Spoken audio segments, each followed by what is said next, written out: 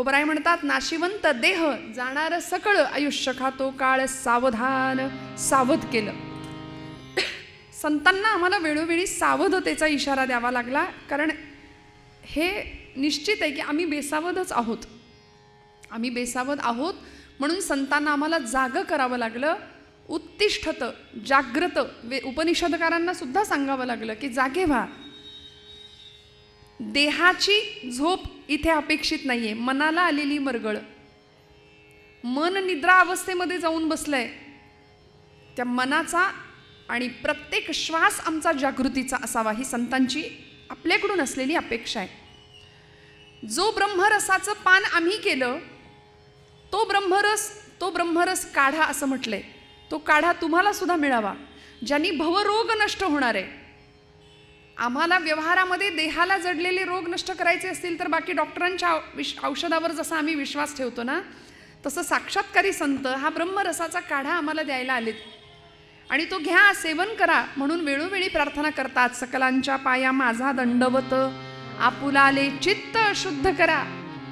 चित्तशुद्धीची कामना केली आणि दादागिरी करून नाही. दादागिरी तुम्ही आम्ही करतो. संतांनी दंडवत घालून जगाच्या शाश्वत कल्याणाची कामना केली. महाराज म्हणाले, ज्याला आपलं म्हणायला हवं होतं त्यांना आम्ही आपलं म्हटलं. त्याचा परिणाम असा झाला, आमच्या आयुष्यामध्ये आम्हाला खऱ्या सुखाचाही लाभ झाला आणि अमरत्वाचा लाभ झाला. आम्ही अमर झालो. अमर आहा, अमर आहा. आम्ही अमर झालो, अमरत्वाला प्राप्त झालो. वास्तविक जन्माला आलेला प्रत्येक जीव दोन गोष्टींच्या कायम शोधात आहे. कुठल्या दोन गोष्टी आहेत? या अभंगामध्ये त्याचा उल्लेख केला आहे, या अभंगामध्ये त्याचा विस्तार केला आहे तुकोबरायांनी. त्यातली पहिली गोष्ट अशी आहे, आमची सगळी धडपड जी असते ती पहिली गोष्ट सुखाकरता. आणि दुसरी गोष्ट आहे अमरत्व. माणसाला मृत्यू नको आहे. मृत्यू हे अत्यंत जीवनाचं कटू असलेलं सत्य आहे, हे आम्हाला ठाऊक आहे. तरीसुद्धा आम्हाला मृत्यू नको असतो. याचं कारण असं आहे, महाभारतामध्ये यक्षप्रश्न नावाचं प्रकरण आहे. त्यामध्ये धर्मराजाला यक्षराजांनी अनेकोत्तम प्रश्न विचारलेत. त्यामध्ये यक्षांनी एक प्रश्न असा विचारला धर्मराजाला की जगातलं सगळ्यात मोठं आश्चर्य काय आहे? जगातलं धर्मा म्हणून तर धर्मराज युधिष्ठिर त्यांना का म्हणायचं? कारण ते युद्धिस्थिर आहेत बरं का. म्हणून सगळी जबाबदारी धर्मराजांकडे होती. प्रश्नांची उत्तरं त्यांना देता आली. आम्हाला सुद्धा युद्धिस्थिर राहता आलं पाहिजे, कारण रात्रंदिन आम्हा युद्धाचा प्रसंग, अंतर्बाह्य जग आणि मन ही अवस्था तुमच्या माझ्या आयुष्यात सुद्धा आहे. धर्मराजांनी युधिष्ठिराला प्रश्न विचारला. यक्षराजांनी युधिष्ठिराला प्रश्न विचारला. सांगितलं, राजा सांग जगातलं सगळ्यात मोठं आश्चर्य काय आहे? सगळ्यात मोठ्या प्रश्नाला कमीत कमी शब्दात उत्तर देतो की नाही तो खरा विद्यार्थी असतो. म्हणून एसटी स्टँडवर चौकशी ऑफिसवर बोर्ड असतो, आपलं म्हणणं थोडक्यात सांगा. धर्मराजांनी उत्तर दिलं. फार फापट पसारा चालतच नाही हो. धर्मराजांनी उत्तर दिलं, आश्चर्यमेतत् मनुष्य लोके. सगळ्यात मोठं आश्चर्य काय आहे? अहन्यहनी भूतानि गच्छन्ति यम मंदिरम तेषा स्थिरत्वमिच्छन्ति किमाश्चर्यमतः परम. म्हणाले, आपल्यापैकी आपलंच एखादं आप्तेष्ठ नातेवाईक जर निघून गेलं, इहलोकीची यात्रा संपवली, तर त्या मनुष्याला, त्या आपल्या नातेवाईकांना पोहोचवण्याकरता आपण कुठे जातो? गच्छन्ति यम मंदिरम. त्याला यम मंदिर म्हटलंय. स्मशानभूमी, घाटावरती आपण जातो. तिथं गेल्यानंतर जो काही देहसंस्कार आहे तो केल्यानंतर तिथून परत येणारी माणसं अशा रुबाबात येतात की या जागेचा आणि माझा काडीभत्र संबंध नाहीये. म्हणजे आमचं आणि या जागेचं काही घेणं देणंच नाही, अशा ॲटिट्यूडमध्ये आम्ही माघारी येतो. माणसाचं हे जे वाटणं आहे ना, ते जगातलं सगळ्यात मोठं आश्चर्य आहे असं युधिष्ठिर सांगतायत, धर्मराज आम्हाला सांगतायत. आम्ही फार भ्रमात राहतो ना. आम्हाला असं वाटतं की आम्हाला इकडे यायचंच नाहीये कधी. संत, साक्षात्कारी संत सांगतात त्याच्यावर विश्वास ठेवूया. संत म्हणतात, आपुले मरण पाहिले म्या डोळा, धन्य तो सोहळा अनुपम्य. तुकोबरायांनी मरणाचा सोहळा केला. मरणाचा कुठे सोहळा असतो का हो? पण महाराजांनी तो केला. कारण अशा अवस्थेला महाराज पोचले सिद्धावस्थेमध्ये की मी आणि तो दोन नाहीच. आता देह थांबला काय किंवा गेला काय परवा नाही. कारण आम्ही एकरूप झालो, अद्वैताचा साक्षात्कार संतांना झाला. याचं कारण एक आहे की त्यांना जीवनामध्ये कळलं आपलं काय, नेमकं आपलेपण कशामध्ये दाखवावं, आपलं कुणाला म्हणावं. आपण नातेवाईकांना आपलं म्हणत बसतो, इतकं आपलं करतो की तीच आमच्या दुःखाला कारण ठरतात. म्हणून तर मराठी भाषेत शब्द आहे नाती गोती, जी गोत्यात आणतात आम्हाला ती नाती गोती. बरं किती लक्षात ठेवावं माणसांनी या सगळ्या पसाऱ्यामध्ये. 25 वर्षापूर्वी अमुक लग्नात अमकीनं मला हलकी साडी नेसवली काय, मग 25 वर्षांना आपल्या मुलीच्या लग्नात आम्ही ते बरोबर त्याचं पांग फेडतोय की नाही. असं नाही करावं ना. नको त्या सांसारिक प्रपंचामध्ये गोष्टीमध्ये आम्ही इतके रमतो. कसं असावं संसारामध्ये, आपलं किती म्हणावं, याचं उत्तर नाथ भागवतामध्ये नाथ माऊली देतात. ऐसे असावे संसारी जववरी प्राचीनाची दोरी, पोरी घरचार मांडिला खेळ मोडोनी टाकिला. कसं असावं संसारी. संत म्हणाले यथा कमल पत्राक्ष, कमळाच्या पाण्यावरचा बिंदू, कमळाच्या पानावरचा पाण्याचा बिंदू जसा असतो ना तसा, किंवा कमळाचं पान पाण्यात जसं असतं तसं आम्ही प्रपंचात असावं. यथा कमल पत्राक्ष, असून नसल्यासारखं राहता येईल का हो. नाथबाबा म्हणाले ऐसे असावे संसारी. पूर्वीच्या काळी भातुकलीचा खेळ खेळायच्या मुली. हे पूर्वीच्या काळी असं मुद्दाम म्हणते कारण आता आम्हाला ती मुली अशा खेळताना दिसतच नाही. तो प्रत्येकाच्या हातात मोबाईल आहे. लहानपणी मस्त छान मग ते भाऊला भाऊलीचं लग्न लागायचं, खोटा चहा व्हायचा, खोट्या पोळ्या व्हायच्या, मोठ्यांना ते आणून दिलं जायचं, मोठ्यांनी सुद्धा अगदी भुरके मारत तो चहा प्यावा लागायचा, नाटक करावं लागायचं आहे की नाही. असं छान संसार त्या मांडायच्या. दिवसभर सुट्टीच्या दिवशी पोरी खेळायच्या आणि संध्याकाळ झाली आईची हाक कानावर आली, चल कार्टे अंधार पडला घरात चल. म्हटलं की आहे ते सगळं भरायचं एका पिशवीमध्ये आणि घरी निघून यायचं. ऐसे असावे संसारी. म्हणाले तिकडून आम्हाला हाक आली ना जगाच्या आईची की आम्हाला लगेच निघता आलं पाहिजे. खो खोचा डाव असतो तोही आता दिसत नाही. खो खोच्या खेळामध्ये ज्याला खो बसलाय त्याला उठावं लागतं. तो जर म्हणला मी उठणारच नाही तर खेळ मोडेल. त्यामुळे निरोप आला की समाधानाने जाता यावं. माणसांना विचारलं ना काय कसं काय चाललंय, बरं आहे का, काय बरंच म्हणायचं, चाललंय ढकलायचं कसं तरी रडत खडत. इतकी नकारात्मकता आमच्या जीवनामध्ये का असते हो. भगवंतांनी इतकं सुंदर आयुष्य दिलंय. बरं असं आयुष्य दिलंय की प्रत्येक इंद्रियाचा मात्रास्पर्श वेगळा आहे. डोळ्याने बघतो ध्वनी परिसतो, कानी पदी चालतो, प्रसिद्ध श्लोक आहे. जिव्हेने रस चाखतो, मधुरही वाचे आम्ही बोलतो. हाताने बहुसाल काम करीतो, विश्रांतीही घ्यावया घेतो. झोप सुखे फिरोनी उठतो, ही ईश्वराची दया पंढरीनाथ भगवान की. ऐकी नाही, प्रत्येक इंद्रियाला त्याचं काम नेमून दिलंय. डोळ्याने बघतो ध्वनी परिसतो, कानी पदी चालतो. प्रत्येक इंद्रियाचा मात्र स्पर्श वेगळा आहे. भगवंतांनी अव्यंग देह दिलाय. मस्तकाच्या केसापासून पायाच्या नखापर्यंत उत्तम आरोग्य संपन्न देह दिला. शरीरम आद्यम खलु धर्म साधनम, हे धर्माचं साधन आहे हे सांगून दिलं आमच्या पूर्वसुरींनी. खलु धर्म नाही, खलु सर्व साधनम असं म्हणावं लागेल. सगळ्याचंच साधन शरीर आहे. मग इथे आल्यानंतर कशाला आपलं म्हणावं.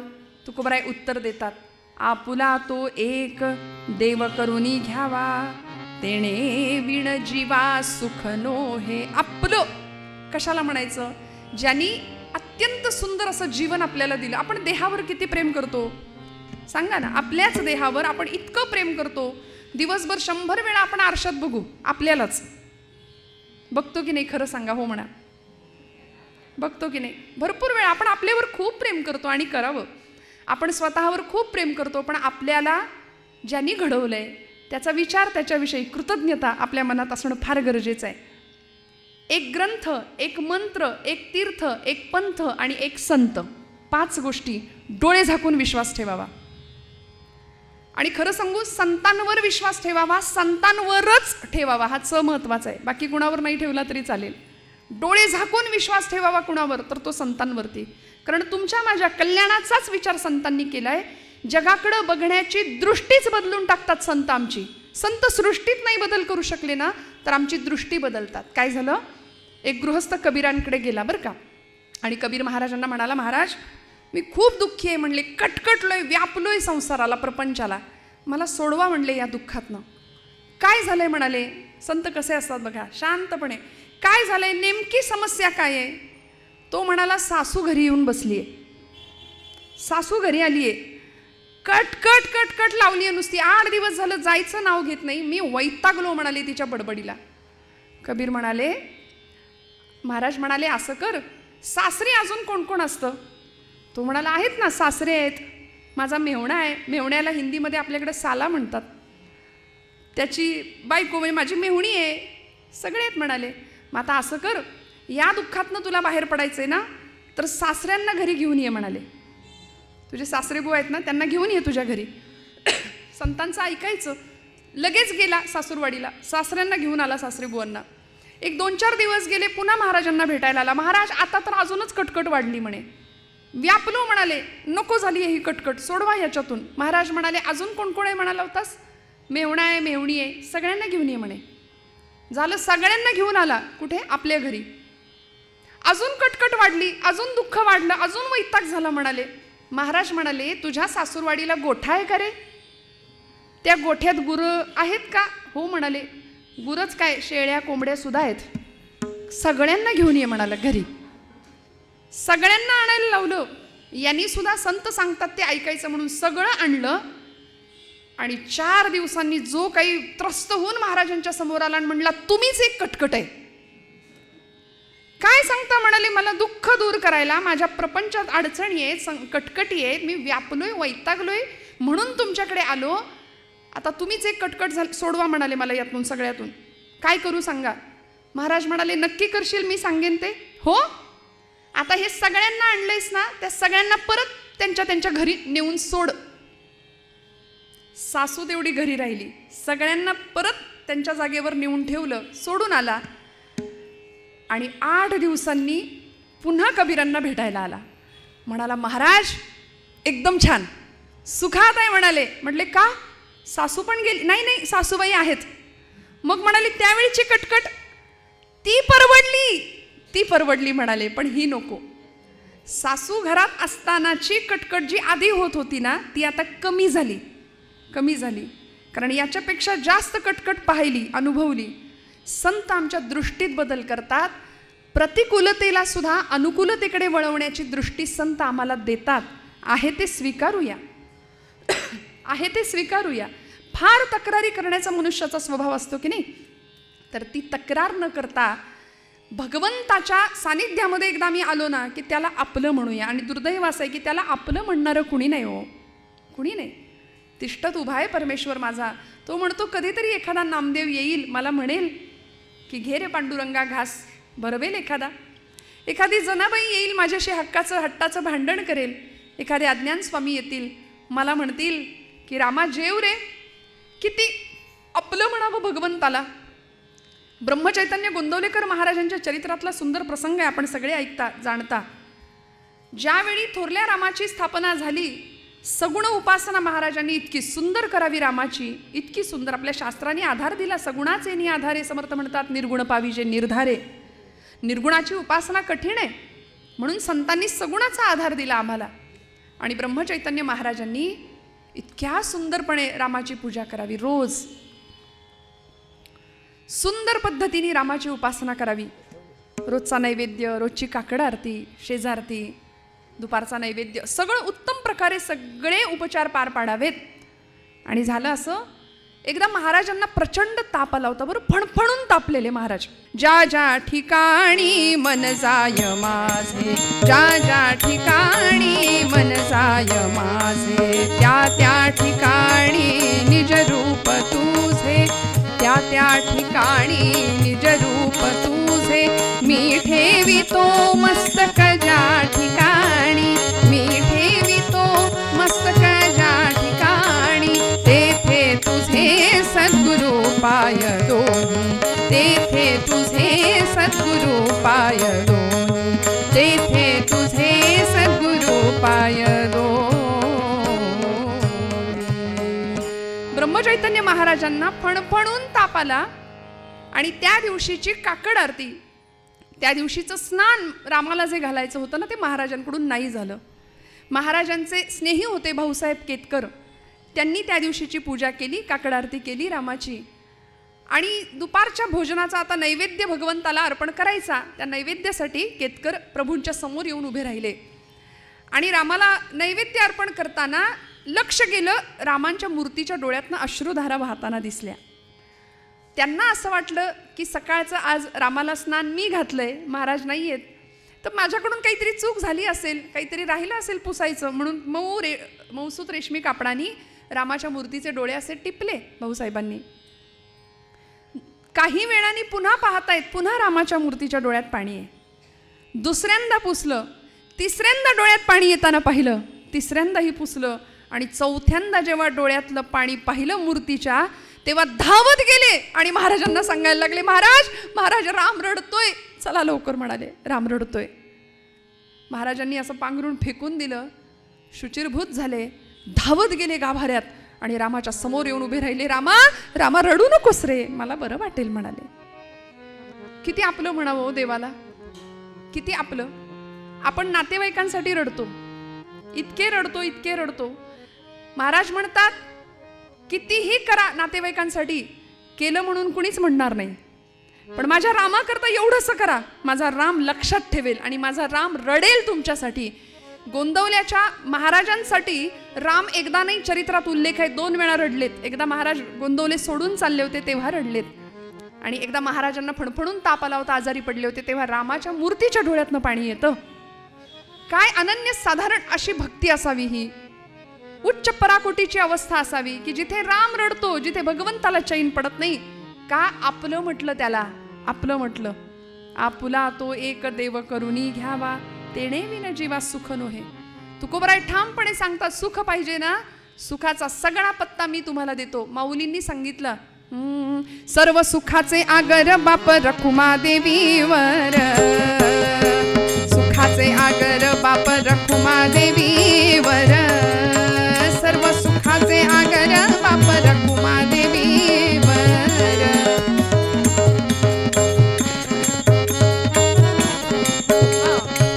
तो हा विठ्ठल बरवा, तो हा माधव बरवा, तो हा विठ्ठल बरवा, तो हा माधव बरवा, तो हा विठ्ठल बरवा, तो हा माधव, तो हा विठ्ठल बरवा, तो हा माधव बरवा. सगळ्या सुखाचा सागर जर कुठं असेल तर माझा पांडुरंग विटेवर उभा आहे ना, तिकडे जा, त्याला आपलं म्हणूया. ज्याचं त्याचं उपास्य दैवत प्रत्येकाचं वेगळं आहे. कुणी पांडुरंगाला आपलं म्हणेल, कुणी रामाला आपलं म्हणेल, कुणी कृष्णाला आपलं म्हणेल, पण निर्गुण निराकार असलेलं ब्रह्म ते सगुण साकार झालंय तुमच्या माझ्याकरता, त्याला आपलं म्हणूया. अत्यंत प्रेमाने त्याची भक्ती करूया. आणि भक्तीची अवस्था अशी आहे की भक्ती कशी करायची हे शिकवण्याची गोष्ट नाही ना, आतून तो झरा व्यक्त व्हावा. अंतरीचे धावे स्वभावे बाहेरी. आतून जसं आईला शिकवायला नाही लागत लेकराला कसं सांभाळायचं, लेकराला कसं मोठं करायचं, आईला सांभाळावं नाही लागत. मग त्याला आपलं म्हणत असताना त्यांनी सुद्धा आपल्याला आपलं म्हणावं, याकरता आपण उपासना काय करायची हो. सणाचा दिवस आहे, नैवेद्याचं पान तयार करायचंय, भगवंताला नैवेद्य अर्पण करायचंय, म्हणून घरातल्या गृहिणींनी आता सोवळ्यात स्वयंपाक करायचंय म्हटल्यानंतर सोवळं परिधान करावं, पण तिचं लहान मूल 1 वर्षाच्या आतलं, त्याला खाऊ पिऊ घातलं आणि त्याला झोपवलं. आणि आता म्हणाली आता हा 2 तास तरी कमीत कमी उठायचा नाही. पटकन सोवळं नेसलं आणि स्वयंपाकाला लागली. स्वयंपाकाला सुरुवात केली, 15व्या मिनिटात ते उठलं. स्वयंपाकघराच्या उंबऱ्यामध्ये येऊन उभा राहिला आणि जो आकांत, जे रडायला लागला. आता करायचं काय, समस्या अशी, मी सोवळ्यात आहे, याला घेऊ कसं. तो आवाज शेजारणीने ऐकला. शेजारीण सख्खी होती म्हणून आली बरं का, नुसती कामापुरती नव्हती. ती आली आणि म्हणाली, अगं काय तुझं चालू आहे, बाळ कधीच रडतंय, त्याला घे तरी उचलून. ती म्हणाली, घ्यायला हरकत नाही, पण समस्या अशी आहे की मी सोवळ्यात आहे, त्याच्या अंगावर ओळ्याचे कपडे आहेत, कसं घेऊ त्याला. ती म्हणाली, तुझी समस्या मी सोडवते. त्या बाळाला उचलून घेतलं, त्याच्या अंगावरचे सगळे कपडे काढले, खऱ्या अर्थाने त्याला सोवळा केला. पूर्णपणे सोहळा केला आणि आईकडे दिला. आईने त्याला पटकन उचलून घेतलं. मला सांगायचं एवढंच आहे की त्या जगाच्या माऊलींनी आपल्याला असंच उचलून घ्यावं असं जर वाटत असेल तर आपल्या अंगावरचे जे अज्ञानाचे, अहंकाराचे, आसक्तीचे, अपेक्षांचे, वासनांचे पट म्हणजे वस्त्र आहेत ती काढली पाहिजेत आणि पूर्णपणे या अर्थाने सोहळं होऊन भगवंताकडे गेलं पाहिजे. अहंता आणि ममतेचा पूर्णपणे त्याग करून त्याला आपलं म्हटलं पाहिजे. अहो, द्रौपदीने त्याला आपलं म्हटलं. भर दरबारामध्ये दुःशासनाने फरफटत आणली होती, केसांना धरून दयेची याचना करत होती. मी कौरव कुलाची मर्यादा आहे, कौरवांची स्नुषा आहे, माझं रक्षण करा. पितामह भीष्मांच्या समोर हात जोडले, धृतराष्ट्रासमोर याचना केली. एकापेक्षा एक रथी महारथी पांडव होते, कुणीच नाही कामी आलं. पण अशा वेळी भगवंतांनी धावा करावा भगवंतांचा. हे गोविंदा, हे माधवा, हे मधुसूदना, धाव. सा ग म द नि सा नि द म ग म ग सा. ऐक कृष्णा हाक माझी, ऐक कृष्णा हाक माझी.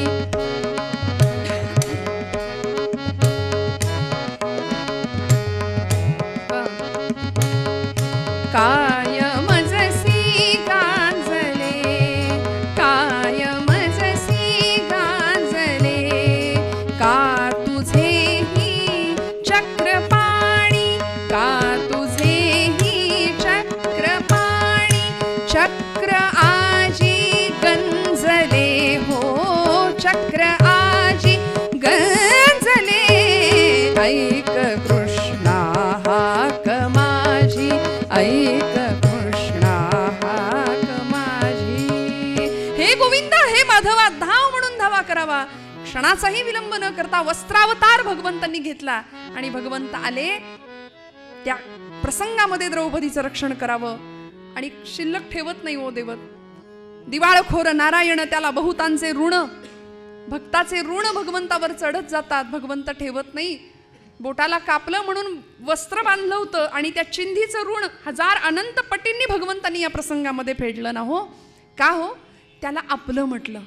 आपुला तो एक देव करुनी घ्यावा, तेणे विन जीवा सुख नोहे. तुकोबराय म्हणतात आम्ही सुखाची अपेक्षा नश्वर प्रपंचात करतो. स्वानंद सुख निवासी सद्गुरू मामासाहेब दांडेकर असं म्हणायचे की आपण संसारात सुख शोधतो. म्हणजे मिरच्यांच्या बाजारात जाऊन खव्याचे पेढे देता का हो किलोभर असं म्हणतो. आता मिरच्यांच्या बाजारात पेढे मिळतील का? तिथे ठसकाच लागणार, डोळ्यात पाणीच येणार. हे जसं खरं आहे तसं संसार आम्हाला रडवणारच आहे, तो डोळ्यात पाणीच आणणार आहे. मग तिथून सुखाची अपेक्षा नाही करायची.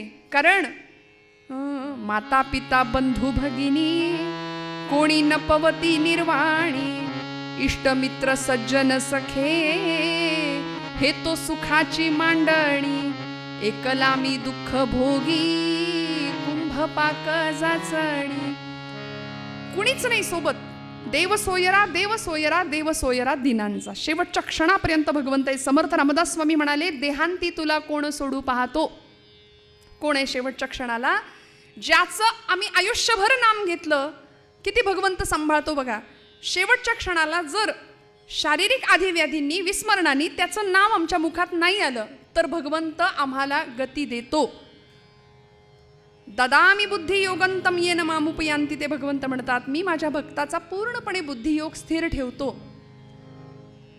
अहम स्मरामि तम भक्तम ददामी च पराम गतिम यदि वातादि दोषेण मदभक्ताम माम हि विस्मरेत.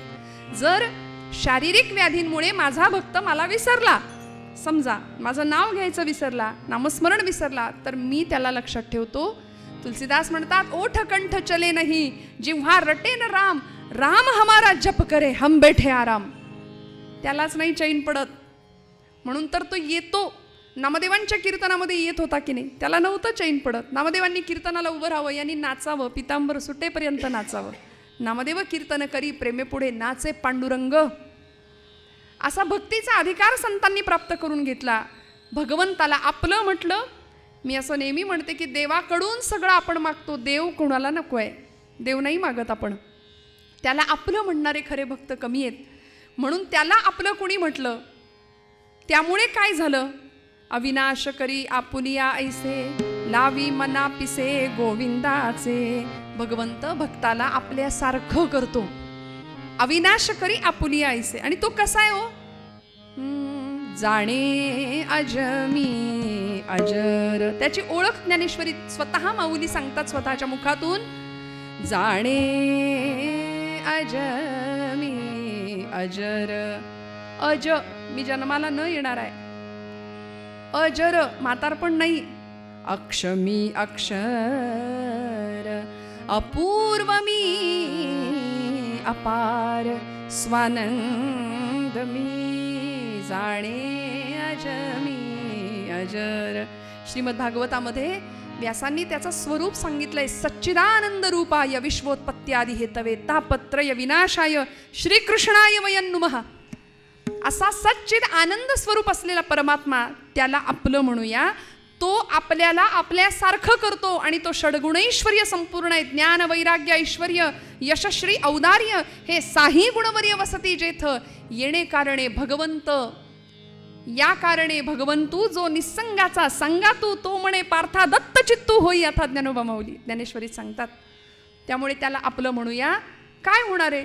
तुका म्हणे एका मरणेची सरे, उत्तमची उरे कीर्ती मागे. सगळं संपणार आहे, सगळं निघून जाणार आहे.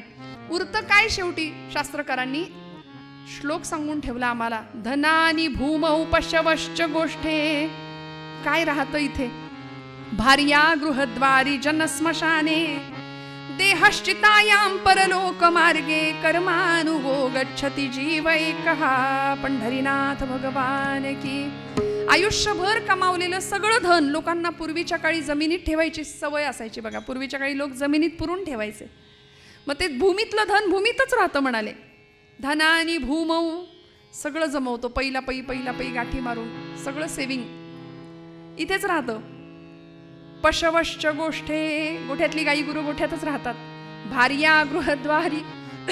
जिच्यावर प्रेम केलं अशी सौभाग्यवती फार तर उमऱ्यापर्यंत येते. जनस्मशाने. लोकसंग्रह स्मशानापर्यंत येतो. देहश्चितायां परलोक मार्गे. आयुष्यभर खाऊन पिऊन पुष्ट केलेला देह चितेवर एकटाच जातो.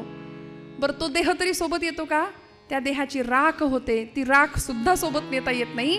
सोबत काय येतं? कर्मानुगो गच्छति जीव एकः. आयुष्यभर केलेलं कर्म तुमच्या माझ्या सोबत येणार आहे. महाराज म्हणाले तुका म्हणे एका मरणेची सरे, उत्तमची उरे कीर्ती मागे. देहे त्यागिता कीर्ती मागे उरावी.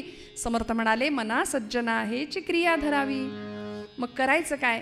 सुख आणि अमरपद दोन्ही प्राप्त व्हायचं असेल तर त्याला आपलं म्हणूया. मंगल कार्य आहे घरामधलं. आणि त्या घरामध्ये, त्या घराच्या अंगणामध्ये, घरातून अगदी 8 वर्षाची एक कन्या. आता 8 वर्षात भवेत कन्या. कन्या ही 8च वर्षाची असते आणि 8 वर्षाची असते तीच कन्या असते. तिलाच कन्या म्हणावं. आपण आता बोलता बोलता म्हणतो आमची कन्या 28 वर्षाची आहे. पूर्वीच्या काळी उपवर कन्या होता असं मोरोपंतांची आर्या प्रसिद्ध आहे. कन्या उपवर होते पूर्वीच्या काळी. लहानपणी विवाह करण्याची पद्धत. आपण आत्ता सुद्धा म्हणतो 28व्या वर्षी वर संशोधनाचं काम आमच्या कन्येचं करायचं आहे असं. पण ही जी 8 वर्षाची मुलगी परकल पोलक घालून धावत धावत धावत घराच्या अंगणामध्ये आली आहे बरं. आणि बाजूला लक्ष गेलं. एका कुंपणामध्ये शेळ्या मेंढ्या कोंबड्या कुंपणामध्ये ठेवलेल्या. धावत गेली आणि बकरीचं एक पिल्लू उचलून घेतलं आपल्या हातामध्ये आणि बारकाईनं त्याच्याकडे पाहतीये. लहान मूल म्हणजे बघा, प्राण्याचं असू दे माणसाचं असू दे, ते निरागसच असतं की नाही? अगदी निरागस असतं. आपलं परक त्याला कळत नाही. आपण त्याला शिकवतो हे माझं ते माझं, मग ते करायला लागतं. साधी एखादी पेन्सिल आपण त्याला मागितली, बघू बघू बघू मला दे, तर ते म्हणतो माझं आहे. आणि मग आपण म्हणतो कसा गुंड झालाय बघा. आपण त्याच्या त्या वृत्तीचं कौतुक करतो. हे नंतर शिकतं बाळ, पण अगदी लहानपण असतं ना ते निरागस असतं. त्याला माझं तुझं कळत नाही म्हणून ती देवाची रूपं असतात आपण म्हणतो ना. निरागसपणे अगदी बाल सुलभ स्वभाव त्या बकरीच्या पिलाच्या डोळ्यामध्ये ती पाहतीये. आणि तेवढ्यात तिची आई आली. ते बकरीचं पिल्लू खसकन ओढून घेतलं, तणकण जमिनीवर आपटलं आणि म्हणते, कार्टे शेळ्या मेंढ्यांच्यात खेळत बसलीस, टाक खाली ते बकरीचं पिल्लू, उद्या तुझं लग्न आहे आणि अशी शेळ्या मेंढ्यांच्यात खेळते. 8 वर्षाची मुलगी आईला विचारते, आई लग्न म्हणजे काय ग? हेही कळत नव्हतं. त्या वयात विवाह करायचा होता उद्या. आई लग्न म्हणजे काय? आई म्हणाली झालं म्हणजे कळेल तुला. पूर्वीचा काळ हो. पण त्या 8 वर्षाच्या मुलीने आईला प्रश्न विचारले, आई या सगळ्या शेळ्या मेंढ्यांना इथं का बरं आणून ठेवलंय ग? का बांधून ठेवलंय कोंबड्यांना बकऱ्यांना? आईनं उत्तर दिलं, बाळा आजपर्यंत आपण अनेकांच्या घरी गेलो, मंगल कार्याला गेलो, त्यांच्या लग्न समारंभाला गेलो, तिथे गेल्यानंतर चांगलं चुंगलं खाल्लं. आता उद्या तुझं लग्न आहे की नाही, तर तुझ्या लग्न समारंभाच्या निमित्ताने येणाऱ्या सगळ्या पाहुण्यांना या सगळ्या प्राण्यांचं मांस शिजवून खायला घालायचंय. पोरीच्या डोळ्यातनं टचकन पाणी आलं, हृदयाला चटका बसला. भगवंत बुद्धी देतो बरं का. डोळ्यातनं पाणी आलं आणि मनात विचार आला 8व्या वर्षी की माझ्या लग्नाच्या निमित्ताने या सगळ्या प्राण्यांना मारून कापून त्यांचं मांस येणाऱ्या पाहुणे मंडळींना जर द्यायचं असेल तर या सगळ्या हत्येची, या सगळ्या प्राण्यांच्या निष्पाप जीवांच्या हत्येची जबाबदार मी आहे. आणि मीच इथे जर नाही राहिले तर या सगळ्यांचे प्राण वाचतील. 8 वर्षाच्या मुलीला भगवंतांनी बुद्धी दिली. तेषाम सततयुक्तानां ददामि भक्तास्त्वां पर्युपासते ददामि बुद्धियोगंतम येन मामुपयांती ते. भगवंत बुद्धी देतो. अशा भक्ताचा बुद्धियोग भगवंत स्थिर ठेवतो जो सतत युक्त आहे परमेश्वराशी. आणि तिने विचार केला की आता इथे थांबायचं नाही. मनारे जनी मौन्य मुद्रा धरावी. समर्थ म्हणतात कथा आदरे राघवाची करावी. नसे राम ते धाम सोडून द्यावे.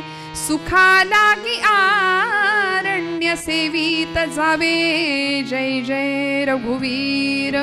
जिथे माझा राम नाही, जिथे त्याचं नाम नाही, तिथे राहणार नाही. हा वयाच्या 8व्या वर्षी प्रण निश्चित केला संकल्प. आणि ती मुलगी त्याच दिवशी त्याच अंधाऱ्या रात्री घरातनं बाहेर पडली. घर सोडलं. काटा नाही, कुटा नाही, ऊन नाही, पाऊस नाही, वारा नाही, वादळ नाही, काही नाही पाहिलं. आणि त्या रात्री घर सोडलं. रात्रभर रानोमाळ भटकत होती. दुसऱ्या दिवशीची सकाळ उजाडली.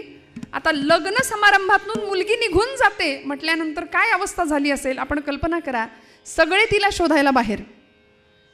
गावातली सगळी माणसं, आई वडील सगळे शोधतायत. कोण होती हो ही? श्रोते हो,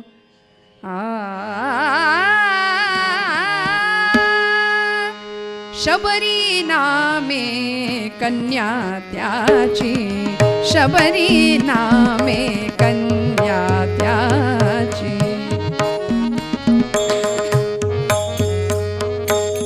शबरी नामे कन्या त्याची. खेळतसे लढीवाळ. खेळतसे लढीवाळ. शांत सुशीला वागुनी देही. शांत सुशीला वागुनी देही. शांत सुशीला वागुनी देही. कंठित सेती काळ. कंठित सेती काळ. शबरी नामे कन्या त्याची. शबरी नामे. शबरी नामे. शबरी नामे कन्या त्याची. मलयाद्री तटी होता एक पुलिंदाख्य मुख्य तो शबरा. पुलिंद नावाचा एक शबर व्याध त्या व्याधाच्या पोटी जन्माला आली म्हणून शबरी असं नाव. वास्तविक जन्म कुठं घ्यायचा हे आपल्या हातात नाही ना श्रोते हो. जन्मना जायते शूद्रहा संस्कारात द्विज उच्चते हे शास्त्र आम्हाला सांगून गेलं. जन्म कुठे घ्यायचा हे आपल्याला माहिती नाही. ईश्वरी इच्छेचा तो भाग आहे. पण व्याधाच्या पोटी, शबराच्या पोटी ज्या घरामध्ये कायम खून, मारामाऱ्या, दरोडेखोरी हेच होतं, त्या घरामध्ये जन्म झाला एका सुंदर अशा भक्ताचा. साने गुरुजींची फार सुंदर कविता आहे. गुरुजी म्हणायचे, जन्मा येणे देवा हाती, करणी जग हासवी, जाणे व्यर्थची कुल थोरवी. पंकापोटी जन्म पाऊनी सौंदर्ये हासते, पंकापोटी जन्म पाऊनी सौंदर्ये हासते, म्हणून का कमल तुच्छ वाटते, म्हणून का कमल तुच्छ वाटते. तडित कडाणे उपजे काण्या कभिन्न मेघोदरी, तडित कडाणे उपजे काण्या कभिन्न मेघोदरी, म्हणून का वीज नसे साजिरी, म्हणून का वीज नसे साजिरी.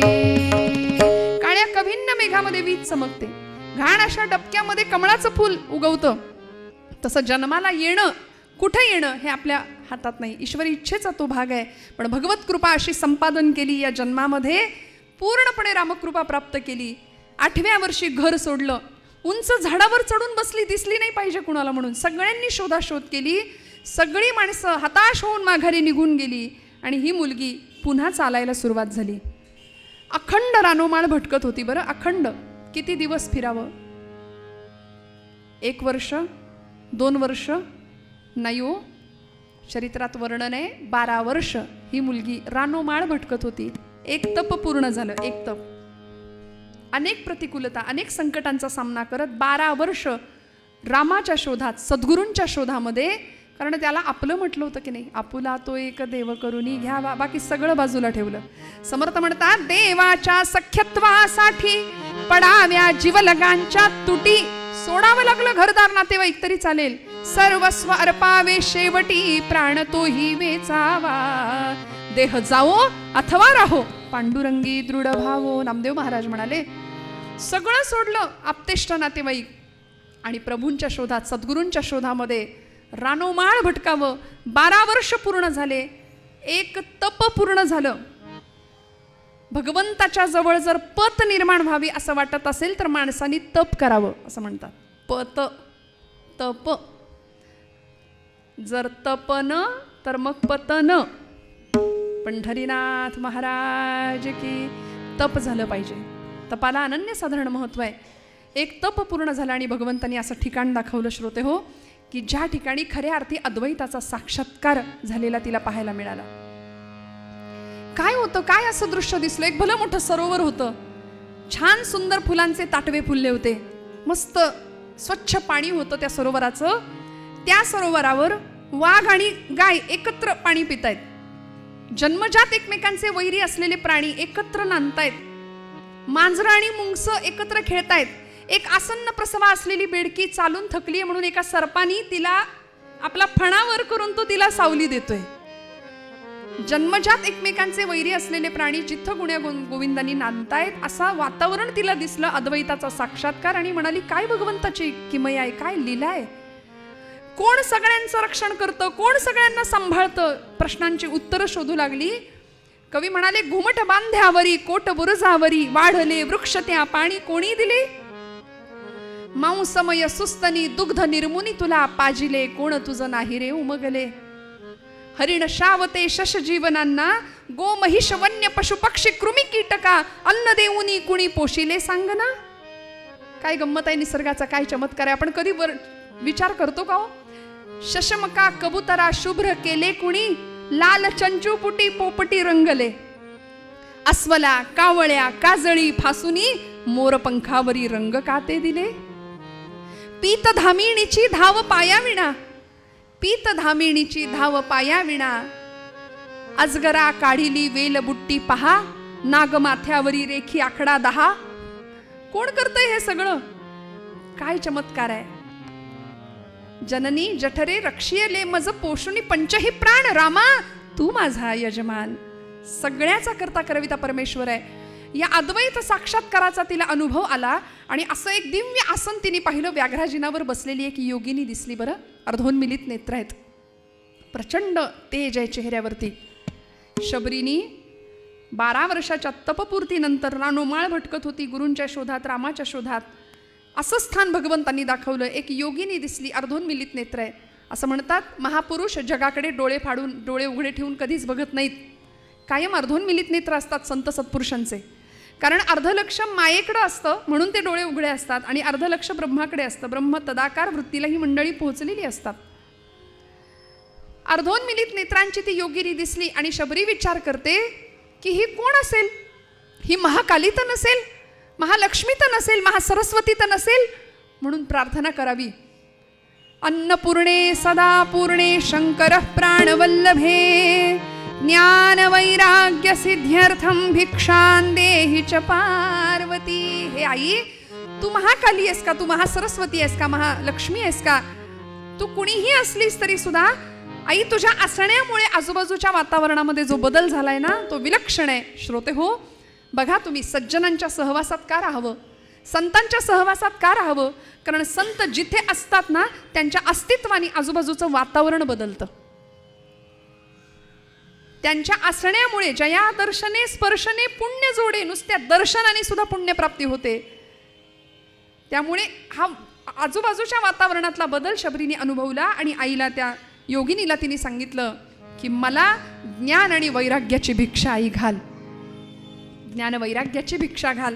त्या योगिनीने सांगावं, शबरी इथून जवळच पंपा सरोवर नावाचं तीर्थ आहे, त्या क्षेत्रामध्ये तुला जावं लागेल. मी तुझे गुरु म्हणून तुझ्या मनाचं समाधान नाही करू शकणार, पण मी तुला पत्ता सांगेन की तू इथून जा, तिथे तुला तुझे गुरुजी भेटतील. सुनो सखी अब ही मोरी बात, सुनो सखी अब ही मोरी बात, सुनो सखी अब ही.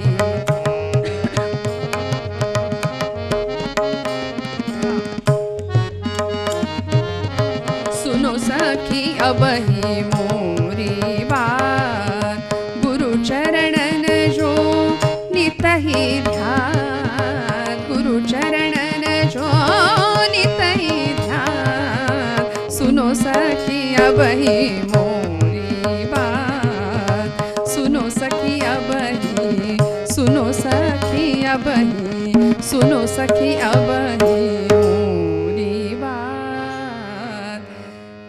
पत्ता मिळाला, मार्ग सापडला. संत मार्ग दाखवतात आपल्याला जीवनाचा. आणि त्या मार्गावरून वाटचाल सुरू झाली. पंपा सरोवराच्या जवळ शबरी आली आणि आश्रम दिसला आपल्या गुरुजींचा, सद्गुरूंचा. मतंग ऋषींचा आश्रम पाहिला. आता एकदम थेट आश्रमात कसा प्रवेश करायचा? गुरुदर्शनाला जाण्याचे काही नियम आहेत, काही शास्त्र आहे, काही विधी आहेत. म्हणून तिथेच उभी राहिली, तिथूनच नमस्कार केला. तस्मै श्री गुरवे नमः. एका वृक्षाच्या बुंध्याशी थांबली आणि निरीक्षण करावं. रोज सद्गुरू आपल्या शिष्यांना पाठ देतात, ज्ञानदान करतात. एकदम आपण आश्रमात कसं जावं? काहीतरी सेवा घडली पाहिजे. भगवंताच्या किंवा सद्गुरूंच्या कृपेला प्राप्त होण्याकरता एक दार आहे आणि ते दार माऊली म्हणतात सेवेचं आहे. जो ज्ञानाचा कुरुठा तेथ सेवा हा दारवंठा, स्वाधीन करी सुभटा ओळगोनी. त्यामुळे भगवंताकडे किंवा सद्गुरूंकडे जायचं असेल तर पहिलं दार आहे सेवेचं. आपण सेवा केली पाहिजे तर आपल्याला मेवा मिळेल, हे तिला कळलं होतं. म्हणून ठरवलं की मी काहीतरी सेवा करेन, तरच गुरुकृपा प्राप्त होईल, गुरूंशी समीपता येईल.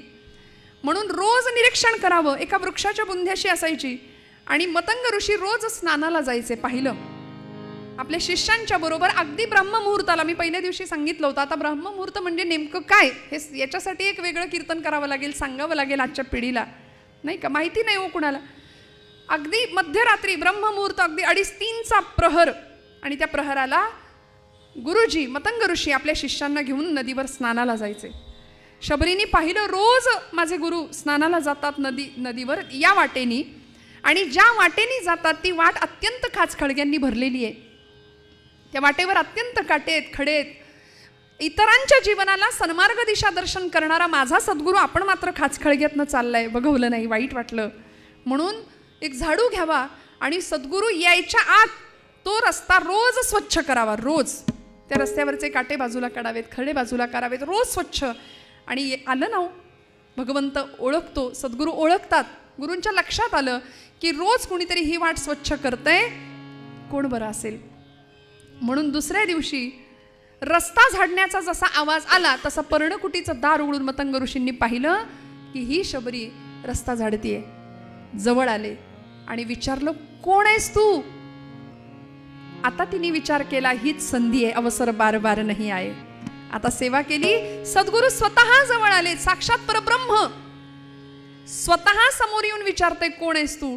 तिने प्रश्न विचारला, मी कोण कोठील? तिने उत्तर दिलं, मी कोण कोठील कुठे मज लागी जाणे. मला नाही माहित मी कोण आहे. भौतिकातली ओळख नव्हतीच होती. मला नाही माहित मी कोण आहे, तुम्ही सांगा मी कोण. आचार्यांना प्रश्न पडला ना, कोहम कथमिदम जातम को वै कर्तास्य विद्यते. मी कोण या प्रश्नाचं उत्तर कधीतरी मिळवायचा प्रयत्न करावा. ती म्हणाली, मी कोण कोठील कुठे मज लागे जाणे, काहे जगात घडले मम साच येणे. मी काय इथे आलीये मला नाही माहित गुरुजी, आपण सांगा. याचा विचार करिता शिणली ही काया, सांगुनी हे सुखी करा मज स्वामी राया. सद्गुरुनाथ महाराज की जय. तुम्ही सांगा मी इथे का आलीये, मी कोण आहे, कुठे राहतेस? इथंच झाडाच्या बुंद्याशी. आतमध्ये चल म्हणाले. आश्रमामध्ये एक पर्णकुटी बांधून दिली. आता समीपता आली. अध्यात्मशास्त्रामध्ये 4 मुक्तींचं वर्णन केले. सलोकता, दासबोधामध्ये सुद्धा, माऊलींनी ज्ञानेश्वरीमध्ये सुद्धा या मुक्तींचं सविस्तर चर्चा केली आहे. सलोकता, स्वरूपता, समीपता आणि सायुज्यता. भगवंताचा लोक प्राप्त होणं सलोकता, स्वरूपता ईश्वराचंच रूप प्राप्त होणं स्वरूपता, समीपता भगवंताच्या सानिध्यात राहायला मिळणं आणि सायुज्यता साक्षात परमेश्वर होणं. त्यामुळे या 4ही मुक्तींचा लाभ व्हावा. देवाची द्वारी उभा क्षणभरी तेणे मुक्तीचारी. या 4 मुक्ती तेव्हा प्राप्त होतील आम्हाला. क्षणभर चिंतन करा, क्षणभर त्याला आपलं म्हणा. आपुला तो एक देव करूनी घ्यावा. आणि मग आश्रमामध्ये राहायला लागली. एक पर्णकुटी दिली होती तिला. आणि आता एक स्त्री असून सुंदर आश्रम व्यवस्था सांभाळायला लागली शबरी माता. बरं का, गुरूंची कृपा झाली. ज्ञानार्जन करावं, सगळ्यांच्या बरोबर ज्ञानग्रहण करायला बसावं. आणि एक दिवस असा आला की सद्गुरू मतंग ऋषींनी आपल्या सगळ्या शिष्यांना एकत्र बोलावलं आणि सांगितलं की आता माझ्या जाण्याची वेळ आली. मला निरोप आलाय. काल मगाशी आपण ऐकलं ना की ज्याला निरोप आला त्याला जावं लागतं. आणि अधिकारी असलेले सद्गुरू संत मतंग ऋषी सांगतायत, आपुल्या माहेरा जाईन मी आता, निरोपया संता हाती आला. मला जावं लागेल, माझ्या निर्याणाची वेळ जवळ आली आहे. सगळे शिष्य भेटायला लागले. काही असतात बघा, गुरुदेव हे थोडं राहिलंय ते शिकवा आणि मग जा म्हणाले. पण शबरीसारखे निष्ठावंत शिष्य सद्गुरूंच्या जवळ आली आणि म्हणाली, गुरुदेव आपण मला इथे राहायला जागा दिली, आपण मला आश्रय दिला, आपल्या कृपाशीर्वादाने मी इथं आहे. तुम्हीच जर आम्हाला सोडून निघून गेला तर आम्ही कुणाच्या आश्रयाने राहायचं, मी कशी राहू? मतंग ऋषी म्हणाले, शबरी काळजी करू नकोस, मी जरी इथून निघून गेलो तरी सुद्धा तुला तुझ्या जीवनाचा तारक मंत्र मी देऊन जाणार आहे, काळजी करू नकोस. आणि म्हणून मतंग ऋषींनी शबरीच्या कर्णरंध्रामध्ये त्रयोदशाक्षरी असलेलं नाम पेरलं. आहेत मंत्र पुष्कळ. मोरोपंत म्हणाले, काय करावे सुमंत्र ते राहो, मंत्रात मंत्र उत्तम, श्रीपासुनी वर्ण जात ते राहो, ते राहो आणि तेरा हो, असा मोरोपंतांचा फार सुंदर भाव. त्रयोदशाक्षरी असलेल्या श्री या वर्णाक्षरापासून सुरू होणारा श्रीराम जय राम जय जय राम असा मंत्र तिला दिला, अनुग्रह दिला. आणि मग मतंग ऋषी निघून गेले, निर्याण झालं. पाठोपाठ गुरुपत्नी सुद्धा निघून गेल्या. आणि आता शबरी माता एकटी सगळी आश्रम व्यवस्था सांभाळते. पण निष्ठा अशी पक्की होती, आपलं म्हटलं होतं भगवंतांना, आपलं म्हटलं होतं सद्गुरूंना. निष्ठा अशी होती की वाटेल ते झालं तरी आता प्रभू येणार आहेत. गुरुजींनी सांगितलं होतं, सद्गुरूंनी सांगितलं होतं, शबरी या मंत्राशी अखंड अनुसंधान ठेव, इतकं अनुसंधान ठेव, अहर्निश या मंत्राचा जप कर, माझ्यावर विश्वास ठेव. लोक देवळात जातात, लोक देवाकडे जातात, पण तू एवढी भाग्यवान ठरशील, अनंत कोट ब्रह्मांडाचा नायक, त्रिभुवन श्रीमंत तुझ्यापर्यंत चालत येईल, दैवत तुझ्यापर्यंत चालत येईल, एवढी भाग्यवान तू ठरशील. आणि गुरूंच्या वचनावर विश्वास ठेवून अहर्निश त्या मंत्राचा अनुसंधान जप सुरू झाला. श्रीराम जय राम जय जय राम, श्रीराम जय राम जय जय राम, अखंड नामस्मरण सुरू झालं. चारही दिशांचे रस्ते रोज स्वच्छ करायचे, गोमयाचे सडे टाकायचे, रस्त्याच्या दुतर्फा फुलझाडं लावायची, रांगोळ्या काढायच्या, रोज वाट पाहायची. मनात विचार केला, सद्गुरूंनी सांगितलंय खरं, प्रभू येणार आहेत, रामराय येणार आहेत, पण असं कुठे सांगितलं या बाजूने येतील, पूर्वेकडून येतील, पश्चिमेकडून येतील, म्हणून चारही दिशांचे रस्ते रोज स्वच्छ करावेत. निष्ठा अशी पक्की होती. आणि कितीतरी वर्ष माझ्या पदरचं नाही, चरित्रात वर्णन आहे, 96व्या वर्षी रामदर्शन आहे. गुरूंवर अशी निष्ठा ठेवली, आपलं म्हटलं ना सद्गुरूंना, आपलं म्हटलं ना भगवंतांना, की मग तिथे किंतु परंतु नाही, पूर्ण विश्वास, पूर्ण समर्पण. रोज रस्ता स्वच्छ करावा, रोज झाडावा, रोज रांगोळ्या काढाव्यात, रोज गोमयाचे सडे टाकावेत आणि भगवंताची वाट बघावी. किती वाट पाहिली हो आपण, एवढी वाट नाही पाहत. भगवंत येतो, त्याला आपल्याला रोज भेटायचंय. खरं तर आपल्यालाच वेळ नाही, त्याला भेटायचंय. मुरारी बापू म्हणतात, ठाकुर को हमारे साथ बात करने की हर रोज इच्छा होती है, लेकिन मोस्ट ऑफ द टाइम हमारा मोबाइल स्विच ऑफ रहता है, एंगेज रहता है, नहीं तो रेंज नहीं होती. काहीतरी गडबड आहे, आम्हालाच वेळ नाही. त्याला रोज आमच्याशी बोलायचंय, त्याला रोज भेटायचंय. जनाबाईंना भगवंत म्हणायचे, मीही होतो एकला, करमेना मुळी मला. अगं मी एकटाच आहे ग, एकटाच आहे. असा एखादा भक्त माझ्या समोर यावा. शबरीने किती वाट बघावी, आपल्याकडे वाट बघायला तेवढा वेळ नाहीये. आणि आपण वाट पाहिलीच समजा नैवेद्यासाठी, तर तो येईल याची आपल्याला खात्री नाही, विश्वास नाही. नामदेवांना तो विश्वास होता, म्हणून ते रडले, पांडुरंगा ये आणि जेव. आणि खरं सांगू का, देव आपला नैवेद्य ग्रहण करत नाही याच्यातच तो आपली आब राखू नये असं म्हटलं तर ते चुकणार नाही. कारण त्यांनी जर एकदा स्वीकारायला सगळी सुरुवात केली तर मग आपण किती रक्षण करणार आणि किती देणार त्याला. सगळा करता करविता दाता तो आहे ना. देव उदार देता न म्हणे थोडेफार. वाट बघावी, इतकी वाट बघावी. तितिक्षेनी सहनम सर्व दुःखानाम अप्रतिकारपूर्वकम चिंता विलापरहितम. सा तितिक्षा निगद्यते. भूतकाळाची चिंता नाही, वर्तमान काळाची चिंता नाही. वर्तमान काळामध्ये भगवंताला आठवायचं काम आहे, भविष्याची चिंता नाही. या अवस्थेला तितिक्षा असं म्हणतात. आणि वाट पाहिली, रोज भगवंतांना आळवायची. आश्रमात या कधी रे येशील, आश्रमात या कधी रे येशील, रामा रघुनंदना, रामा रघुनंदना.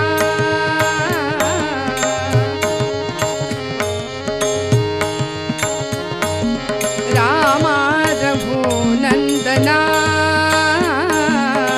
आश्रमात या कधी रे येशील, आश्रमात या कधी रे येशील, रामा रघुनंदना,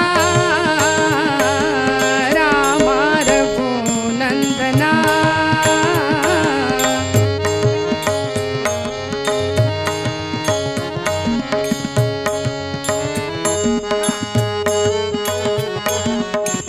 आश्रमात या कधी रे येशील, रामा रघुनंदना, रामा रघुनंदना.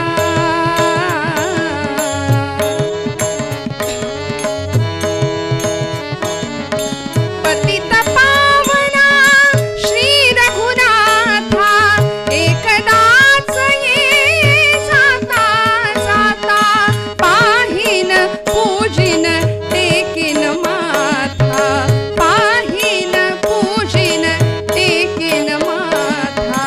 तोच स्वर्ग मग तिथेच येईल, तोच स्वर्ग मग तिथेच येईल, पुरेपणा जीवना, रामा रघुनंदना, रामा रघुनंदना, रामा रघुनंदना. रामा कधी याल, इतकी वाट बघावी. आणि गुरूंनी सांगितलेल्या वचनांवर विश्वास ठेवून नामस्मरण सुरू आहे. आणि एक दिवस शरीर इतकं कृश झालं, अस्थिपंजर असलेला तो देह, वर्णन केलंय. रोज वाट पाहावी. अक्षरशः तिच्या शरीराच्या मांसाचे लचके कावळे गिधाड नेत होते. इतकी वाईट अवस्था. पण ती म्हणायची, कागा कागा सब कुछ खाइये, चुन चुन मेरा मांस. सगळं घेऊन जा, लेकिन 2 नयन मत फोड़िए, प्रभु मिलन की आस. मला रामाला बघायचंय, मला त्याला पाहायचंय. माझ्या डोळे कोडीत प्राण शिल्लक आहे तोपर्यंत माझे डोळे व्यवस्थित ठेवा. मला सगुणातल्या रामाचं दर्शन घ्यायचंय. आणि प्रभू रामचंद्र ऋष्यमुख पर्वताच्या दिशेने निघालेले, वनवासी असलेले प्रभू रामचंद्र सोबत लक्ष्मण महाराज आहेत. 2 जण निघालेत. पंपा सरोवर दिसलं, मतंग ऋषींचा आश्रम दिसला आणि त्या आश्रमाच्या दिशेने प्रभू चालायला लागले.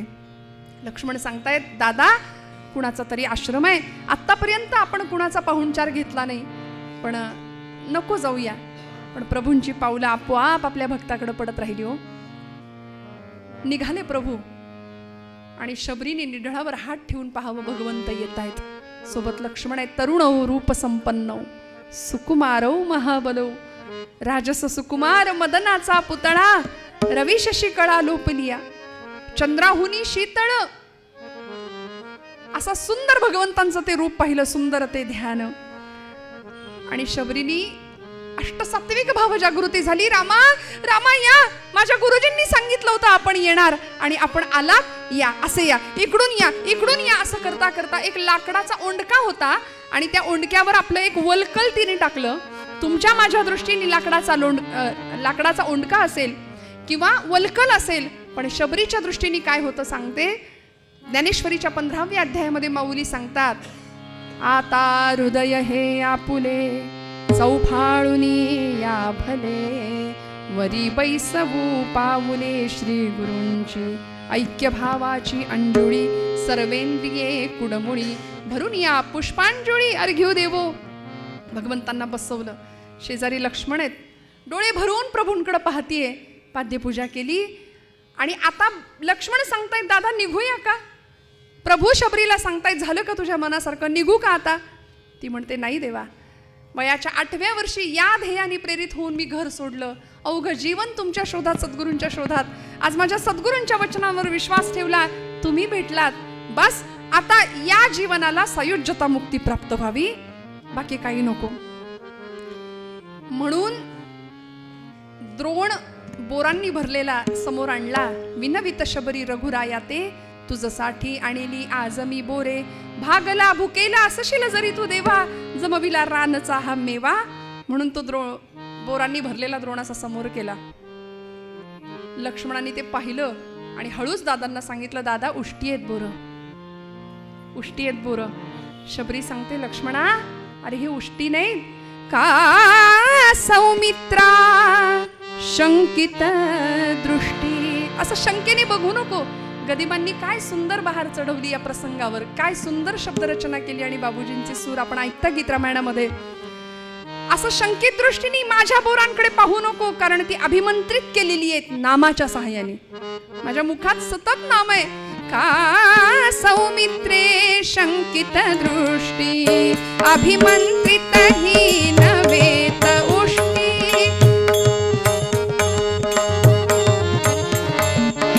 अभिमंत्रित ही नवेत उष्टी, या वदनी तर नित्यनाद तो, या वदनी तर नित्यनाद तो, वेदांचा मधुरिमा लागली श्री चरणे आश्रमा, लागली श्री चरणे आश्रमा, लागली श्री चरणे आश्रमा. धन्य मी शबरी श्रीरामा, धन्य मी शबरी श्रीरामा, लागली श्री चरणे आश्रमा, लागली श्री चरणे आश्रमा, लागली श्री चरणे आश्रमा.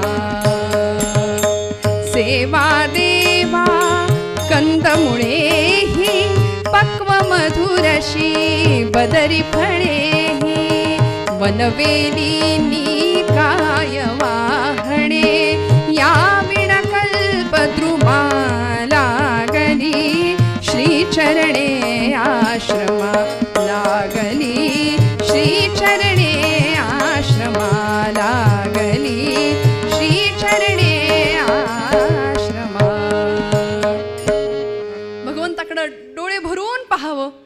भगवंतांनी लक्ष्मणाला बघावं, बोरांची मूठ भरावी आणि पहिली त्याच्याच हातात दिली.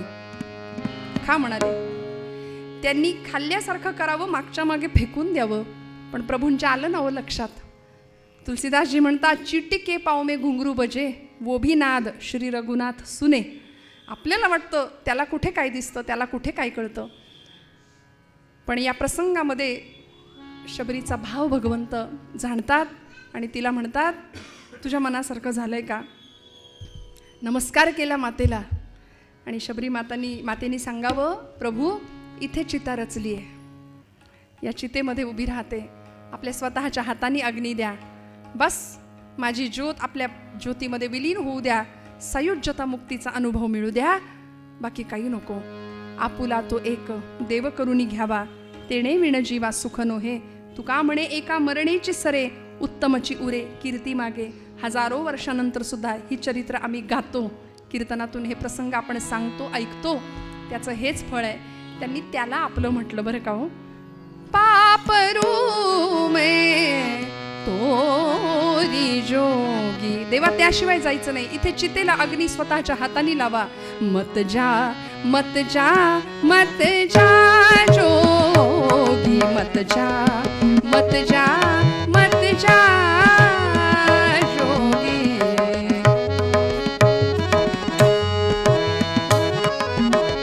अगर चंदन की चितार जाऊं, अगर चंदन की चितार जाऊं, अपने हाथ जला जा, अपने हाथ जला जा. मत जा मत जा मत जा जोगी, मत जा मत जा मत जा मत जा मत जा.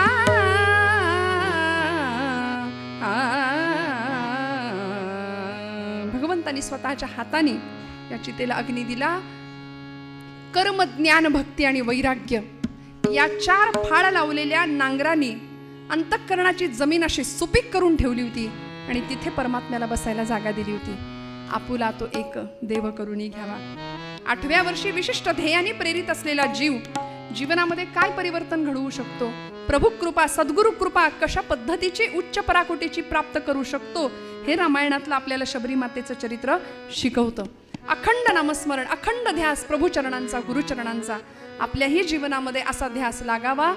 आपणही त्याला आपलं म्हणावं, तेव्हा आपल्याला सुद्धा सुख आणि अविनाश पद प्राप्त झाल्याशिवाय राहणार नाही. हे तुकोबरायांचं सांगणं अभंगाच्या मूळ पदामध्ये. आपुला तो एक देव करुनी घ्यावा, आपुला तो एक देव करुनी घ्यावा, आपुला तो एक देव करुनी घ्यावा.